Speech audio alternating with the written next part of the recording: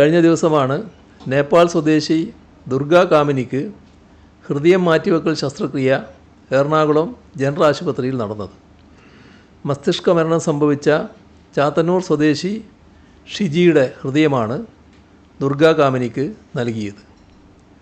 നേപ്പാൾ സ്വദേശിക്ക് ഹൃദയം നൽകിയത് ഒരു മലയാളി. അതിന് നേതൃത്വം നൽകിയത് സർക്കാർ ആശുപത്രിയിലെ മലയാളി ഡോക്ടർമാർ. ഹൃദയവുമായി പറന്നത് സർക്കാരിൻ്റെ ഹെലികോപ്റ്റർ. ഹൃദയം മാറ്റിവെക്കേണ്ട വ്യക്തിയുടെ ഭാഷയോ മതമോ ലിംഗമോ രാജ്യമോ നോക്കിയാണോ നമ്മൾ ഇത് ചെയ്തത്?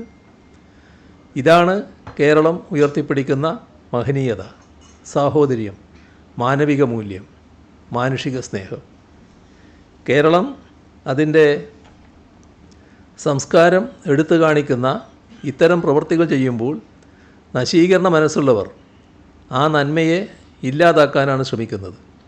അത് തിരിച്ചറിഞ്ഞുകൊണ്ടുള്ള ജാഗ്രത കൂടുതൽ ശക്തമാക്കണം എന്നാണ് ആവർത്തിച്ച് ഓർമ്മിപ്പിക്കാനുള്ളത്.